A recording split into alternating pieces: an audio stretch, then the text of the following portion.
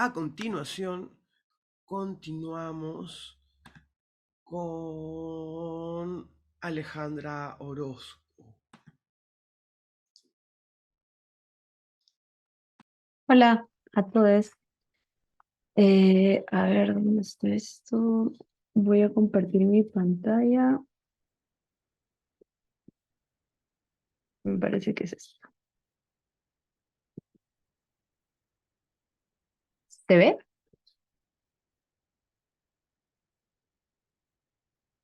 ¿Se puede ver la presentación?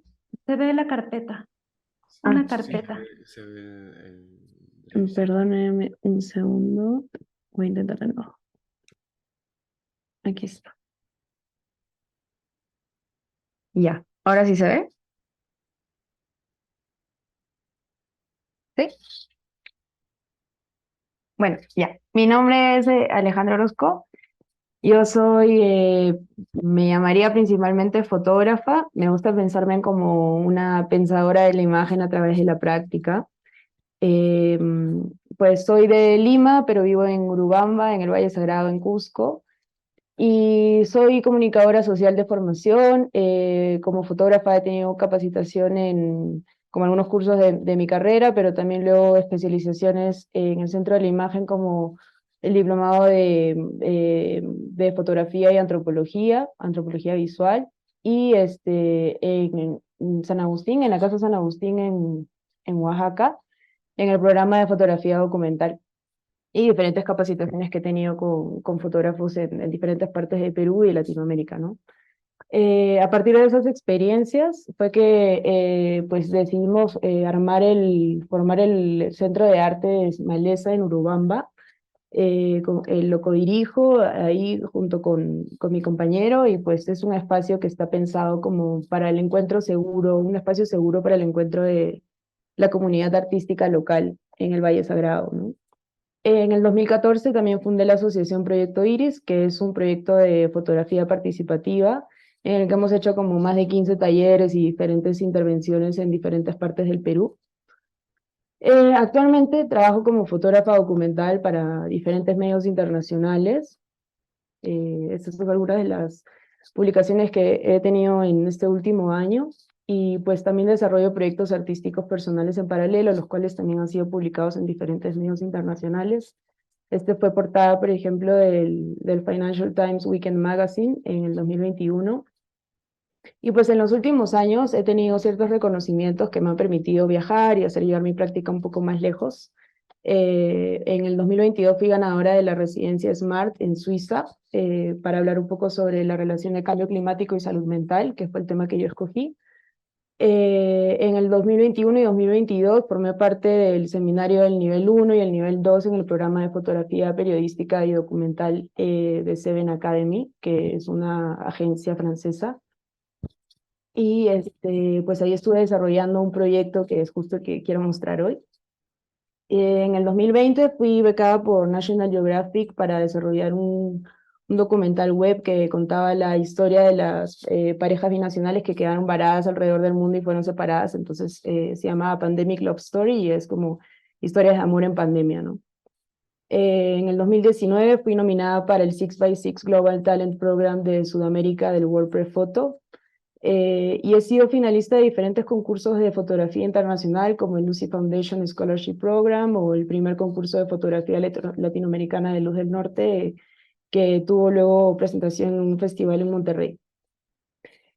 Quisiera hacer como una mirada, un pequeño viaje por el universo de mi práctica en estos últimos años, en estos últimos 10 años, y cómo ha sido, cuáles son los hilos que como componen un poco este viaje, ¿no? Entonces, creo que uno de esos es las herramientas colaborativas, han estado siempre muy presentes en mi práctica. Este fue, por ejemplo, el primer proyecto que yo desarrollé y fue de arranque 100% colaborativo, ¿no? Participativo. Fue dentro de Maranguita, que es la cárcel de menores en Lima, y trabajamos todo con fotografía de pinhole, ¿no? Hecho con cajas.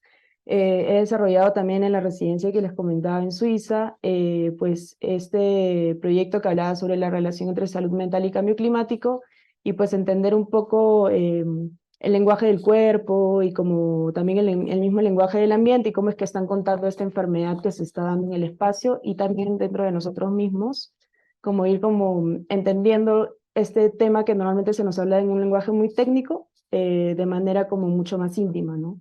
Porque busco que en mi práctica siempre haya como una reivindicación de nuestros propios lenguajes, entonces como devolvernos las historias que se nos han presentado siempre como un rollo muy técnico, muy lejano a nuestra realidad y volvernos como nuestra historia más íntima, ¿no? Para poderlo comprender mejor.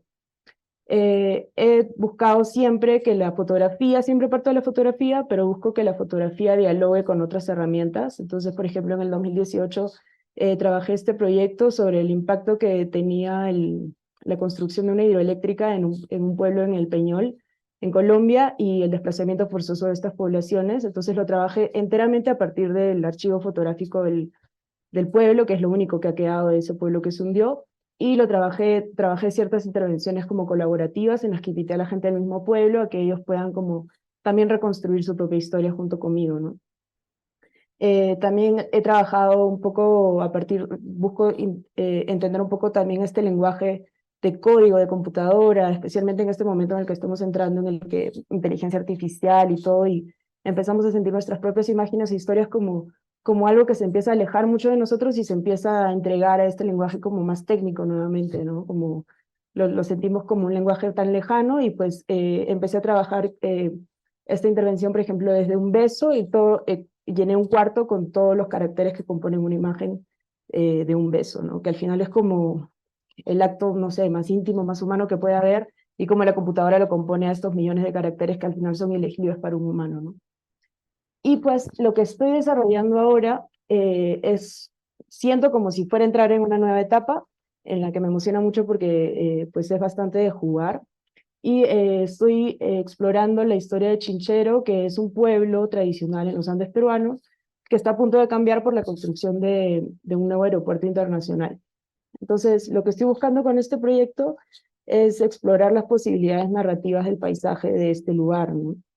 Entonces, entender un poco cómo es que el territorio podría percibir la idea de desarrollo, especialmente en un lugar como cuando se nos habla de desarrollo, se plantea siempre desde un lenguaje muy occidental, y se plantea siempre desde los lenguajes entendidos en los estudios de impacto ambiental, en los estudios pues económicos, ¿no? Pero cómo lo entiende el paisaje, que al final es el que está percibiendo todos estos cambios, ¿no? Entonces, pues estoy buscando acercar un poco el entendimiento de este cambio que se está dando desde un entendimiento colectivo, ¿no? Como busco acercarlo a la experiencia de lectura del pueblo que está viviendo este cambio, que es el pueblo de Chinchero, que es justo un pueblo que se caracteriza por pues ritualizar de una manera, como se hace en la cosmología andina, el contacto con la tierra, el contacto con el territorio, ¿no? Entonces, justo me gusta como analizarlo un poco esto a partir de una mirada fotográfica, que ha sido la manera como he comenzado a explorar este tema, y entender un poco, pues, cuál es el valor que se le da a la tierra, por ejemplo, cómo es que la idea de progreso normalmente nos vende el terreno como en metros cuadrados, y por ejemplo en este lugar la tierra tiene un valor que es como un valor ancestral, ¿no? Entonces se ritualiza, se celebra constantemente, se reafirman los límites a partir de las propias creencias y no únicamente a partir de los metros cuadrados y la propiedad privada, que es una cosa que al final termina siendo como muy foránea también, ¿no? Entonces, a partir de todas estas lecturas que he tenido gracias al acercamiento fotográfico, he comenzado a trabajar también de manera colaborativa con quienes habitan este espacio, ¿no? Entonces, mi primer acercamiento fue con una cooperativa de artesanas de la comunidad Pucamarca en Chinchero, y lo que les planteé como primer juego casi fue que comenzáramos a hablar de lo que estaba pasando en ese territorio que al final es de ellas, eh, a partir del encuentro entre una mirada mía, como a pesar de que soy peruana, yo no habito ese lugar, entonces pues mi mirada fotográfica y cómo dialoga con la narrativa que ellas manejan, que es la del payay, que es la simbología textil, ¿no? Tradicional del lugar. Entonces comenzamos a crear estas posibilidades de narrar el espacio y los cambios que se están dando a partir de las características que ellas van reconociendo de los cambios, y que los plasmen en las imágenes que que yo les daba, que al final es una mirada documental, y la mirada documental se caracteriza justo por su posibilidad y limitaciones, pues de que puede ver únicamente lo que es la realidad y no da como tanto chance a la interpretación, ¿no? Entonces ellas, justo lo que hemos empezado a trabajar de manera colaborativa ha sido este encuentro entre el textil y, y pues estas narrativas que yo les estoy planteando, que es lo documental, ¿no? Como contar la historia que se está dando de este cambio, ¿no? O sea, y es también poner un poco sobre la mesa el hablar de tradiciones como las textiles y el hecho de que, pues, ¿cuál es el lenguaje? O sea, normalmente esto se habla como un lenguaje ancestral, se entiende como una cosa que se lee de la historia, una cosa del pasado, pero este pueblo está cambiando en este momento, entonces es un momento histórico también, y como me interesa plantear un poco como esta historia contemporánea y cómo este lenguaje ancestral es capaz de volverse contemporáneo al contar este tipo de momentos, ¿no? Y pues lo que yo he hecho es, ellas tienen este tipo de elementos que es el payay, ¿no? Y es la narrativa textil tradicional, y yo lo que he hecho es empezar a hacer un reconocimiento de los cambios que se están dando en el paisaje, y he comenzado a ilustrar ciertos extractos de formas de lectura del mismo territorio, ¿no? Entonces, por ejemplo, recién este año terminó la etapa de movimiento de tierras, y lo que yo estaba haciendo es revisar los movimientos de tierras del aeropuerto y los rastros que dejan los carros que retiraban las tierras, y plasmarlo como si fuera también una especie de lenguaje, ¿no? Igualmente la lectura de coca, que es una de las hojas de coca, que es algo tradicional de este lugar, y pues el tipo de posibilidad de alfabeto, casi como si fuera el poder leer este tipo de narrativas que también son muy propias del lugar, ¿no?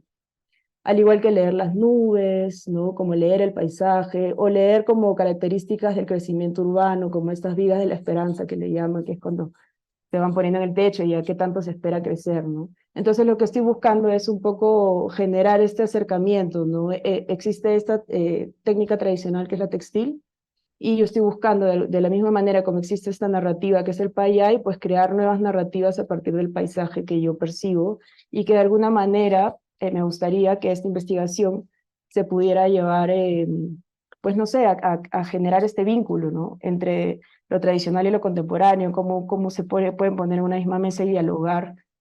Y eso, me interesaría poderlo presentar, ya sea exponerlo, seguir investigando en residencias, las posibilidades que den, ¿no? Como este tipo de proyecto y su naturaleza.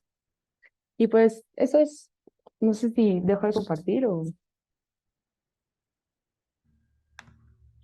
Muchas gracias, Alejandra, por este interesante trabajo y proceso. Además, podemos ver los intercambios que tenemos, ¿no? Huancayo en Lima, Lima en Cusco, y esos procesos Mm. participativos y colaborativos que son muy significativos, sobre todo en nuestro proceso de construcción territorial y de las realidades al interior del, del Perú. Agradecemos nuevamente a quienes están siguiendo nuestra transmisión, e invitamos a nuestros comentaristas a sus intervenciones sobre el trabajo de Alejandra, y compartir qué perspectivas le ven en general a este interesante trabajo de desarrollo de pensamiento sobre la imagen. Me gustó esa definición.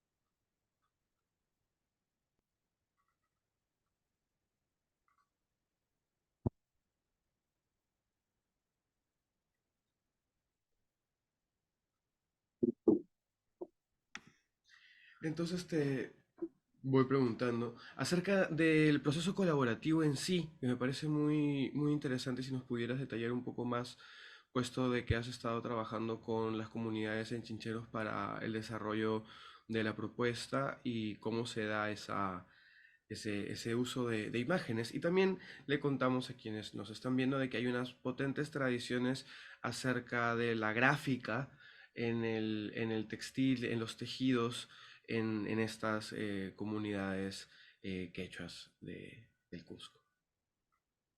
Sí, creo que de hecho tengo que admitir que mi interés por toda la historia del aeropuerto nace porque hice un primer acercamiento hacia el arte textil y entendí el poder narrativo que tiene.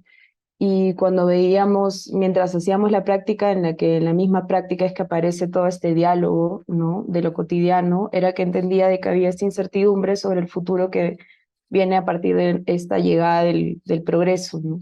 Entonces hablábamos de cómo contaría este lenguaje textil tradicional una idea contemporánea como esta, ¿no? Y cómo estos mismos lenguajes podrían ser capaces de contar lo que está pasando en este momento y los cambios que se están dando en este momento, y pues fue así como nació estas ganas de todas de poder contarla, ¿no? Y a la vez el lenguaje que yo conozco es el documental, narrativo, fotográfico, entonces era como, bueno, cómo yo también puedo contar esto desde yo como peruana y cómo lo estoy percibiendo. Y fue así que yo también empecé a hacer el mismo ejercicio que ellas de comenzar a percibir el paisaje y cuáles son las posibilidades narrativas del paisaje, porque al final el payá y estas técnicas textiles tradicionales parten siempre de lo que observamos en el día a día y cómo lo reinterpretamos, lo conceptualizamos. Y pues fue justo eso, ¿no? El querer yo también poder crear esta posibilidad de lenguaje, ¿no? Que al final es como, son códigos de otra manera también, como quien lo entiende, quien no, no, y pues que estemos creando constantemente estos lenguajes que para un futuro puedan ser leídos y como de lo que estaba pasando en este momento histórico, ¿no? Excelente, muchas gracias Alejandra. Aquí nos comenta por interno Jorge Villacorta por texto, nos indica de que le parece un trabajo muy valioso el que realizas y recomienda estudiar, profundizar acerca de lo que hay en los textiles en Ujú, particular y el porqué de sus formas y estos códigos de comunicación para evitar quedarse en el aspecto externo, y creo que también ujú, eso subyace a lo que le comentaba Javier a Liz, ¿no? Porque es muy fácil dentro de ciertas formas de producción, ¿no? Que circula mucho en el mercado y a veces en el contexto turístico, siempre digo, en la masificación se pierde la significación, ¿no? ujú, Entonces, ¿cómo poder, lo que dice Jorge es para evitar quedarse en el experto externo, ¿no? Para ujú. evitar quedarnos en esa superficialidad, que justamente la pregunta que te realizaba era para ver cómo ya habías venido trabajando hacia superar justamente esa brecha que pasa del disfrutar de algo que Ujú. es estéticamente bello, allá entrar al contexto profundo de donde se gestan culturalmente estas tradiciones ancestrales, como es el tejido en Ujú. nuestro caso. Muchas gracias, Alejandra. Javier, si Gracias. tuvieras algún comentario. Sí, Alejandra, seré muy breve. Me da pena que, no sé si hay más asesores, asesoras, hablando, porque, para cada participante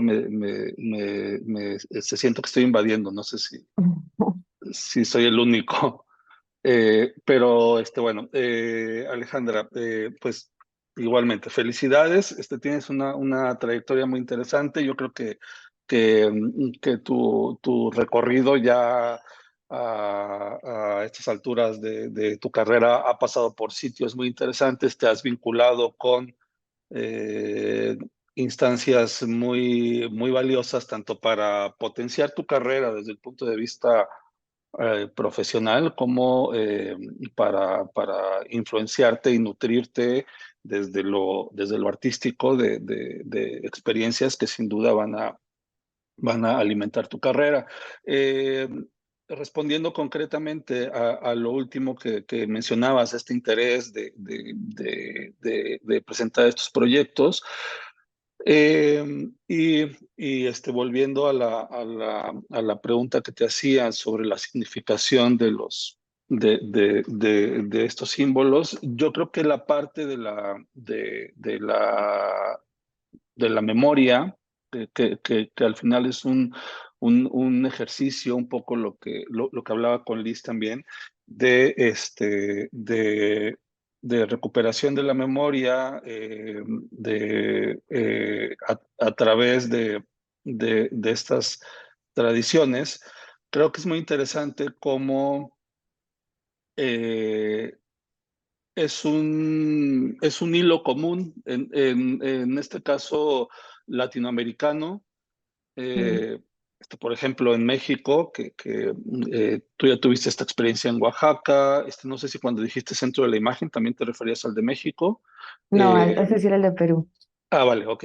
No. Eh, pero, por ejemplo, aquí ahora mismo tenemos la construcción del tren en la selva maya, ¿no? Por ejemplo. Mm, Y se están dando estos procesos muy similares. Hay artistas de la región maya, de Yucatán, de Campeche, que están, desde sus prácticas artísticas, están haciendo una vinculación eh, mucho más desde lo social, con comunidades con las que antes no se habían vinculado.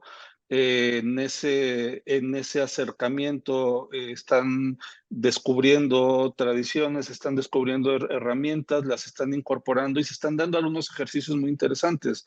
Entonces, creo que este proceso de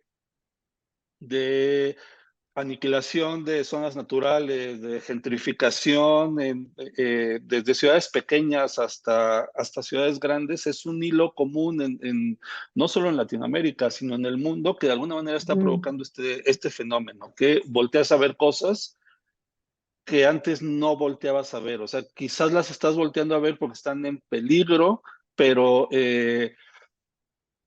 independientemente de eso, lo que provoca es un acercamiento muy interesante primero desde lo social, un acercamiento antropológico y que eventualmente desencadena en las prácticas artísticas.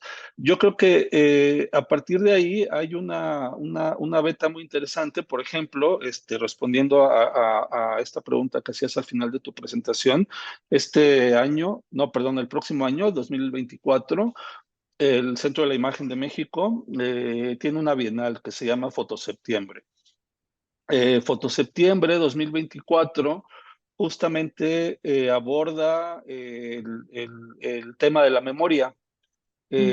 memoria y archivo, que son dos palabras donde puede caber prácticamente cualquier cosa, ¿no? Cualquier proyecto. Entonces, lo interesante es esta vinculación que tiene desde lo latinoamericano, tradicionalmente la Bienal de Fotoseptiembre. Entonces, te recomiendo que estés pendiente por ahí, principios del siguiente año y tal, porque abren una convocatoria para recibir ujú, proyectos. Entonces, desarrollarán más esta idea de la memoria, pero es una buena oportunidad al menos para presentarlo, porque además hay un, independientemente de los proyectos que son seleccionados para exhibir, hay una posibilidad de asistir para presentar tu proyecto ante un panel de expertos que te retroalimentan y tal, ¿no? Eh, Paralelamente a eso, existe, no sé si la conoces, si no la conoces, te recomiendo que investigues sobre ella. Hay una convocatoria anual, se llama ECO de Beast Projects. sí, Es un curador, se llama Claudio Carrera, con el que trabajamos constantemente y que me parece que una de las cosas clave que ha funcionado con ECO en los últimos 2 o 3 años es este trabajo en red que ha logrado articular con colectivos latinoamericanos. Hay un, un foco muy particular que de alguna manera, dependiendo el tema de la edición en curso, vincula colectivos afines y a lo largo de meses trabaja el propio colectivo un proyecto, pero a la vez va viendo lo que el resto de los colectivos trabajan y esto eventualmente termina siendo una exposición colectiva. Eh, este año, si no mal recuerdo, creo que este año es en Perú, en Bolivia. en Bolivia, cierto. En México la tenemos en diciembre y y es un buen ejercicio también, una vez más, para desde esta colectividad ver lo que está sucediendo, ver lo que está pasando. Al final creo que con todo lo que le falta para mejorar a ECO, es una iniciativa que no tiene una aproximación similar actualmente. O sea, tiene han logrado una potencia por el apoyo que tienen detrás, por la capacidad de convocatoria que tienen y porque al final ese proyecto da la vuelta a Latinoamérica presentándose. Entonces, eh, te lo recomiendo también en este caso es directamente vinculado a colectivos. Entonces, si de pronto también estás vinculada a un proyecto colectivo, esta es una buena alternativa. Y Mm, independientemente a estas dos propuestas, también como seguramente sabes, eh, cada año hay un proyecto de Foto España que se llama Transatlántica, que también viene hacia Latinoamérica. Este año viene a México ya, a finales de septiembre.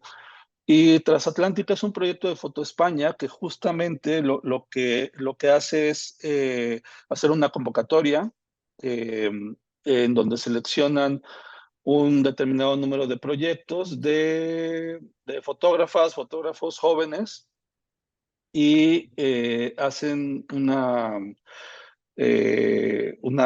una ronda de pitchings con expertos que invitan. Este año sucede aquí con nosotros. Tenemos aproximadamente son 20, 25 participantes y se integran 4 o 5 mesas de expertos, van pasando a presentar su proyecto y al final lo presentan ante toda la comunidad presente. Entonces son este tipo de ejercicios de donde pronto se desprenden intereses porque participamos programadores, curadores, etcétera, oye, me interesa tu trabajo, quiero este proyecto en particular desarrollarlo conjuntamente contigo y te ofrecemos una exposición, por ejemplo. Entonces, ujú. es una buena oportunidad no nada más para este tema de hacer red, sino eventualmente para conocer proyectos que te pueden interesar, sumarte a ellos, para conocer galerías que específicamente trabajan proyectos de fotografía que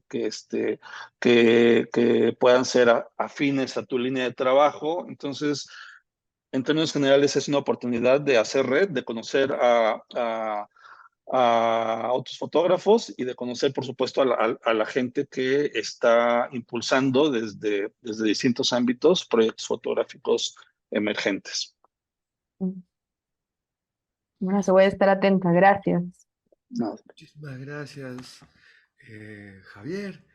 Y también aquí tenemos un comentario que nos está mandando por escrito nuestro querido Jorge Villacorta, en donde él acota que el historiador Franklin Pease hace bastante tiempo sugirió que en el mundo quechua hablante existía una percepción de futuro bastante diversa a la visión occidental. Él nos indica, la persona quechua hablante se adentra en el futuro de espaldas porque no conoce lo que vendrá. Solo el pasado le es conocido, por eso camina hacia el futuro de espaldas a él. La persona occidental entra en el futuro de cara al futuro, dejando atrás el pasado. ¿No? Son percepciones sobre la realidad absolutamente diferentes, porque además, complementando esta idea, los hechos del pasado tú los puedes ver porque ya ocurrieron, en cambio los del futuro no. Entonces por eso también se da físicamente esa percepción y esa visión, ¿no? De cómo supuestamente el futuro estaría adelante y lo ves hacia la cara del futuro. Habría que preguntarnos, y nos propone esto Jorge, ¿no? Habría que ver cómo vive esto, esa percepción de futuro, la comunidad de Chinchero. No sé si tienes algún comentario al respecto. No, hermoso. Y no he leído a Franklin Pease, pero voy a leerlo. Y de hecho sí creo que es como muy interesante porque estas personas además no han sido consultadas como la ley lo manda. Entonces hay también ahí un tema de, pues que no, cómo puedes responder a algo que simplemente no puedes concebir dentro de todo lo que has conocido previamente. Entonces es como estar tirándote a una piscina y tirándote de espaldas además sin saber realmente qué es lo que vas a encontrar, ¿no? Creo que sí, además visualmente creo que me da muchas herramientas con qué jugar, así que voy a investigarlo porque sí está muy interesante. Gracias. Sí, muy preciso, siempre Jorge. Muy bien. También indica aquí, Jorge, que el próximo año empezarán a realizarse proyectos panorámicos en torno a la producción de fotógrafos que entraron a la escena desde los noventas y que estés atenta a los anuncios de varias instituciones. Eso también nos Panorámicos. indica. Claro, sí, sí, Como, nos indica que varias instituciones van a hacer como perspectivas así de trayectorias, mm, ¿no? De panorámicas acerca, no fotos panorámicas, sino perspectivas panorámicas históricas, ¿no? ya. Acerca de eso. Muy Gracias. bien, muchas gracias. Y también continuamos aquí con nuestra secuencia de presentaciones y a continuación, Eugenie.